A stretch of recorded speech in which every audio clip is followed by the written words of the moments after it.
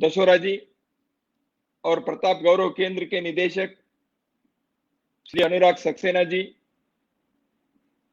और इस कार्यक्रम में दर्शक श्रोतृ के रूप में सहभागी हुए सभी बंधु एवं भगिनी,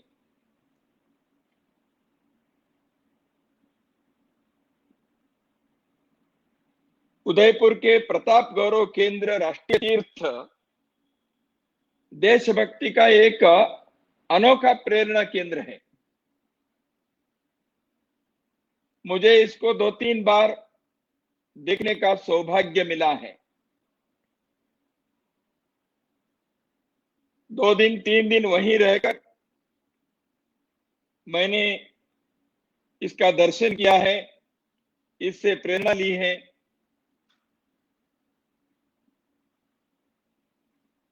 यह केंद्र राष्ट्र, धर्म, संस्कृति एवं इतिहास बोध का तीर्थ है।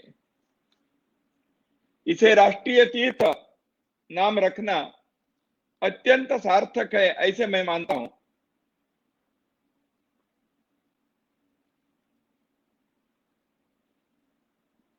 अनुराग जी, मेरी आवाज आ रही है? जी, आ रही है आवाज। वीर शिरोमणि महाराणा प्रताप समिति उदयपुर को मैं साधुवाद देता हूं कि उन्होंने ऐसा एक भव्य कलात्मक स्मारक की कल्पना की, उसका निर्माण किया और इसको खड़ा कर देश की जनता के लिए समर्पित किया, ताकि भविष्य की पीढ़ियां इसके दर्शन से अपने जीवन को पुनीत बनाएं। निश्चय ही देश वीर शिरोमणि महाराणा प्रताप समिति के प्रति कृतज्ञ रहेगा। आपने महाराणा प्रताप के जीवन और कार्य की एक प्रेरक स्मारक केंद्र बनाकर एक राष्ट्रीय कार्य को आपने संपन्न किया है। महाराणा प्रताप इस नाम के उच्चारण या स्मरण से ही अपने अंदर एक देशभक्ति का उद्दीपन हो जाता है। महाराणा प्रताप के चित्र सामने लाने से तो एक सामान्य व्यक्ति भी उत्साह से, शौर्य से, अपार बल मेरे अंदर है ऐसे अनुभूति से खड़ा हो जाता है। ऐसे एक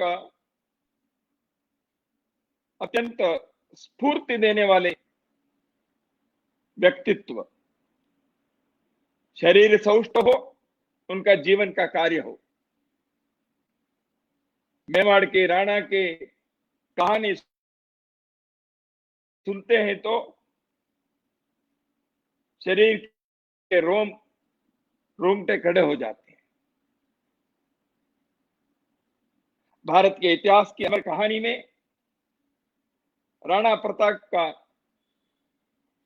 एक वीरोचित स्थान प्राप्त है उनको।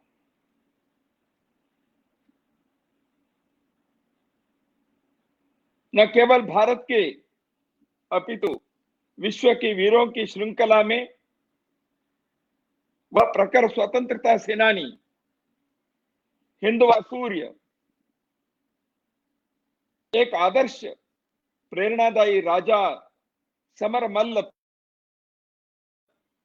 पुरुष पुंगव के नाते सदा याद में रहेंगे। राणा प्रताप कहते ही हल्दी घाटी की ऐतिहासिक लड़ाई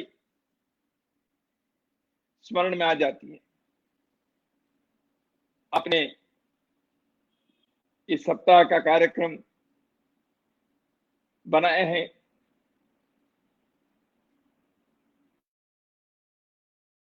कल ज्येष्ठ शुक्ल तृतीया महाराणा के जन्म दिवस है और 18 जून हल्दी घाटी के ऐतिहासिक लड़ाई के दिवस है। ये योगायोग है। इस वर्ष इस सप्ताह में ज्येष्ठ शुक्ल तृतीया पड़ने के कारण एक ही सप्ताह में राणा के जन्म दिवस और हल्दी घाटी के ऐतिहासिक लड़ाई के दिन, ये दोनों हिंदू पंचांग और ग्रेगोरियन कैलेंडर के अनुसार आ गए हैं। वह हल्दी घाटी की लड़ाई, वह चेतक की कहानी, अरावली के पर्वत श्रेणी में उनके घोड़े के खन खन की आवाज, भीलों को लेकर उन्होंने किए हुए युद्ध, ये सब राजस्थान के लोक गीत और लोक साहित्य में अमर स्थान प्राप्त कर चुके हैं। राणा के नाम कहते ही उनके वो भरजी, वो चेतक, वो 7.5 फीट के उनके आजान बाहु शरीर, ये सब आंखों के सामने आ जाते हैं। उनके जीवन की एक एक कहानी के एक एक पृष्ठ स्मरण में आना शुरू हो जाता है। एक लिंग के एक अनिष्ट आराधक राणा वीरता और दृढ़ प्रतिज्ञा के लिए दूसरे नाम है। जीवन में संकल्प लिया, उस संकल्प को उन्होंने साकार करके दिखाया।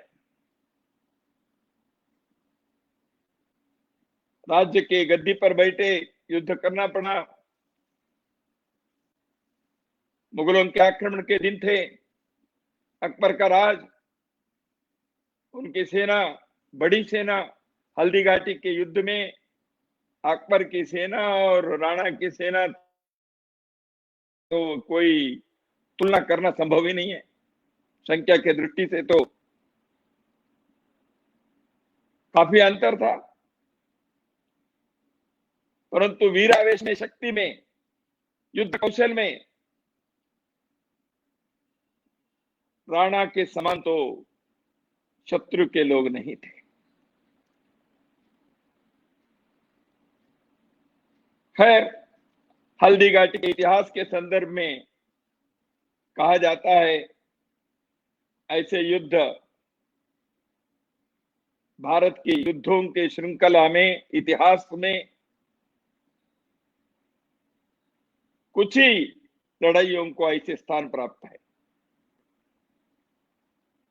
हल्दी घाटी के युद्ध के वैसे देखा तो राणा प्रताप की हर लड़ाई के अध्ययन ठीक से होना चाहिए। युद्ध शास्त्र में इन बातों के बारे में बताना चाहिए। जैसे छापामार युद्ध, शिवाजी के बारे में बहुत कहा जाता है, गोरिल्ला युद्ध, या लचित बरफुकन जो असम में मुगल आक्रमण को रोकने वाला, उनके जो युद्ध कौशल है उसके भी अध्ययन होना चाहिए। ऐसे जनरल एसके सिन्हा जो भारत के लेफ्टिनेंट जनरल रहे, बाद में राज्यपाल रहे असम के, उन्होंने लचित बरफुकन के जो युद्ध, जैसे हल्दी घाटी की प्रसिद्धि है, ख्याति है, उसी प्रकार सराय घाट की लड़ाई की ख्याति है असम में।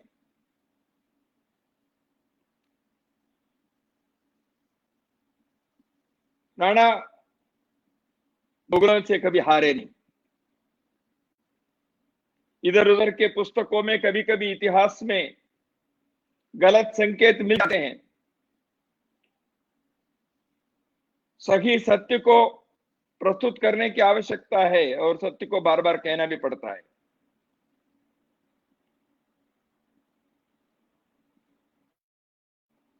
अरावली के हर पत्थर राणा के गुणगान करते होंगे। वहां जाकर सुनेंगे तो राणा के नाम कहीं न कहीं अपने कानों में वह गूंजना होता है, हम सुन सकते हैं। इतिहास के पुस्तक, इतिहास का अध्ययन, इतिहास का अनुसंधान, कभी कभी मुझे लगते हैं इन चीजों ने, इन बातों ने महाराणा प्रताप के साथ थोड़ा अन्याय किए हैं। राजस्थान के और भारत के लोगों ने अपने साहित्य में, लोकगीत में, लोक साहित्य में, लोक कथाओं में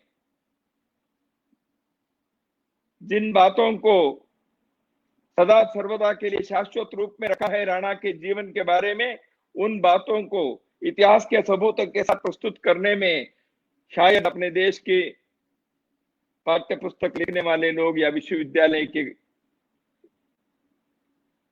विद्वान लोग पूरा न्याय नहीं किया, ऐसे लगता है। यह होना चाहिए।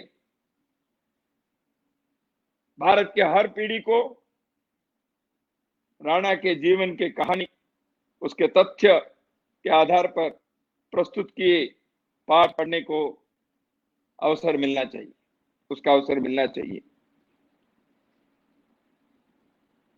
मैं समझता हूं वीर शिरोमणि महाराणा प्रताप समिति इस प्रकार के अध्ययन और अनुसंधान के लिए भी प्रोत्साहन देगा। यह केंद्र, गौरव केंद्र, और गौरव केंद्र इस प्रकार के नौजवानों को इस विषय के लिए अध्ययन हेतु आवश्यक सुविधाएं भी दिलाने के लिए प्रयत्न करना रहेगा। राणा प्रताप 57 वर्ष जीवित रहे। राणा के संघर्ष में जीवन के बारे में तो कभी कभी सुनते हैं, युद्ध के बारे में, लड़ाई के बारे में, उनके चेतक के बारे में, उनके वर्जी के बारे में, परंतु कई बार जैसे छत्रपति शिवाजी महाराज के बारे में भी हुआ है, ऐसे राणा के बारे में भी यही बात लागू होती है। वो है उनके राज्य शासन कैसे था। राणा के संघर्ष का जीवन 12 वर्ष करीब रहा है। बाद में 11 वर्ष उन्होंने एक अच्छे शासन के, राज्य शासन करने के, वो उनका कार्य जो उन्होंने किया, शासन चलाया, यह लोगों के नजर से ओझल है। शायद समरवीर जो होते हैं उनके जीवन, लड़ाई के बारे में, युद्ध के बारे में, उनके पराक्रम के संदर्भ में कहानी बन जाती है और लोग उसको के अध्ययन से प्रेरणा लेते हैं। लेकिन राणा के संदर्भ में हो, शिवाजी महाराज के बारे में हो, उनके एक योग्य आदर्श शासन व्यवस्था उन्होंने जो खड़ी की, उसके बारे में चर्चा, विमर्श, जानकारी कम होती है। यह भी होना चाहिए, क्योंकि लोगों को लगता है ये लोग केवल युद्ध प्रेमी रहे, ऐसे नहीं है। ये जनता के प्रेमी रहे, अच्छे शासन भी दिए, कई प्रकार की चीजों को उन्होंने स्थापित किया जो आज तक आदर्श के रूप में हम लोगों के सामने आ रहे। शिवाजी महाराज के बारे में पूर्व में केंद्र में मंत्री रहे श्री अनिल माधव दवे जी ने शिवाजी स्वराज्य के संदर्भ में एक बहुत अध्ययन पूर्वक पुस्तक उन्होंने लिखी और उसको प्रकाशित करवाया।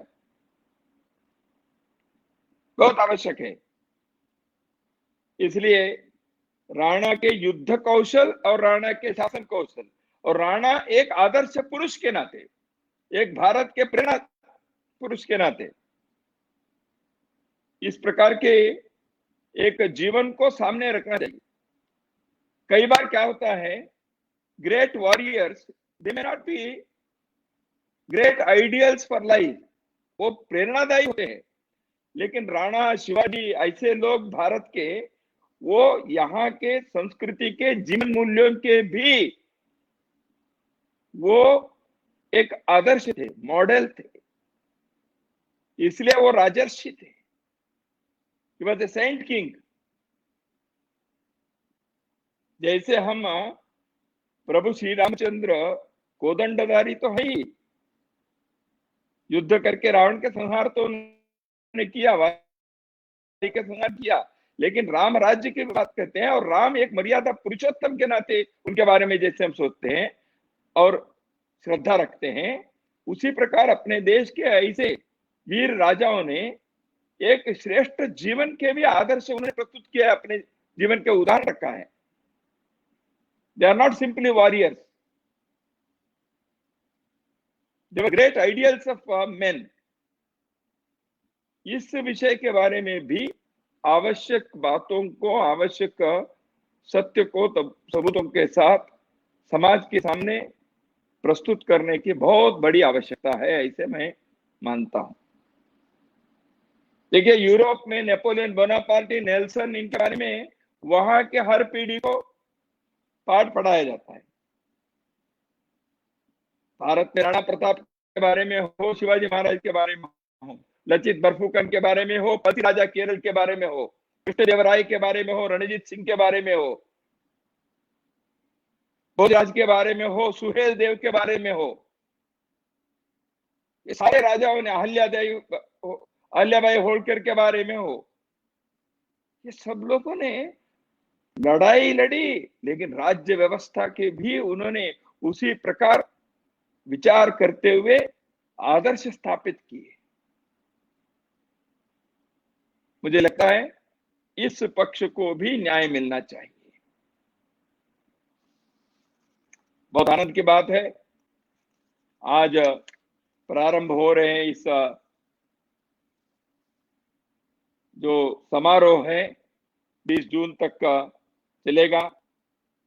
इस सारे उत्सव में परिचर्चा, संवाद, प्रतियोगिता, काव्य पाठ, ऐसे अनेकों प्रकार से कार्यक्रम के माध्यम से महाराणा प्रताप के जीवन को समाज के सम्मुख रखने का एक अत्यंत प्रशंसनीय प्रयास हो रहा है। मैं इसके सार्थकता और सफलता के लिए शुभकामनाएं देता हूं।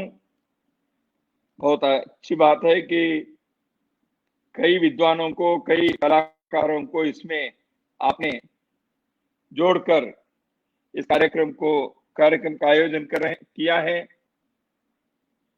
वर्तमान कोरोना महामारी के संकट के काल में प्रत्यक्ष कार्यक्रम के जो आनंद मिलना चाहिए वो तो शायद संभव नहीं हो पा रहा है। ऐसे ऑनलाइन कार्यक्रम में करने के हम मजबूर हो गए हैं, अन्यथा इस प्रकार के कार्यक्रम, ऐसे उत्सव होना, वहां हजारों की संख्या में, लाखों की संख्या में वहां प्रत्यक्ष लोग उस परिसर में आकर हर वर्ष प्रेरणा ले, आनंद पाए और राष्ट्रभक्ति के प्रति, अपने राष्ट्र के कर्तव्य के प्रति अपने जीवन में कुछ कार्य करने के लिए संकल्प ले, ऐसी बात होनी चाहिए। तो वर्तमान की मजबूरी के कारण हम ऑनलाइन कार्यक्रम कर रहे होंगे, मैं समझता हूं। गौरव केंद्र आने वाले वर्षों में इस प्रकार के कार्यक्रम का आयोजन करते हुए प्रत्यक्ष लोग वहां आकर आनंद लेने का अवसर भी सृजन करेगा। राणा प्रताप की मृत्यु के बाद उनके जीवन के साथ लड़ाई करने वाले, मैं तो शत्रु नहीं कहूंगा, अकबर को जब समाचार मिला तो उनकी मनोदिशा कैसे थी, इसको बताने वाले उनके दरबारी दुर्सो हुडा ने जो कहा था वो राजस्थानी भाषा में है, मैं तो उसको अच्छे ढंग से उच्चारण शायद नहीं कर पाऊंगा। असलेगो अण पाग लेगो अण नामी गो आड़ा गवड़ाय जी को बहतो गुरवामी, न भोज न गायो न गो आसता नवली, न गो झरो का हेट जेठ दुनिया न धली, गहलो न राणा जीती गायो दसन मूंद रसना डसी, निशा मुख भरिया नैन तो मृत शाह प्रतापसी। जिसका अर्थ हिंदी में अनुवाद जो मेरे पास आया, हे गहलोत राणा प्रताप सिंह, तेरे मृत्यु पर शाह यानी सम्राट ने यानी अकबर ने दांतों के बीच जीभ दबाई और निश्वास के साथ आंसू टपकाए, क्योंकि तूने कभी भी अपने घोड़ों पर मुगलिया दाग नहीं लगने दिया। तूने अपनी पगड़ी को किसी के आगे झुकाया नहीं। हालांकि तू अपना आड़ा यानी यश या राज्य तो गंवा गया, लेकिन फिर भी तू अपने राज्य के धुरे को बाएं कंधे से ही चलाता रहा। तेरी रानियां कभी नवरोजों में नहीं गई और ना ही तू खुद आस्तों यानी बादशाही डेरों में गया। तू कभी शाही झरोखे के नीचे नहीं खड़ा रहा और तेरा रौब दुनिया पर निरंतर बना रहा। इसलिए मैं कहता हूं कि तू सब तरह से जीत गया और बादशाह हार गया। बादशाह के एक दरबारी ऐसे कहना राणा के बारे में, इससे और क्या उत्तम एक श्रद्धांजलि हो सकती है। अपनी मातृभूमि की स्वाधीनता के लिए अपना पूरा जीवन का बलिदान कर देने वाले ऐसे वीर शिरोमणि महाराणा प्रताप और उनके स्वामी भक्त अश्वचेतक, इनके स्मृति पर मैं शत शत नमन करता हूं। सभी को शुभकामनाएं देता हूं। कार्यक्रम की सफलता के लिए मंगल कामनाएं। नमस्कार, धन्यवाद।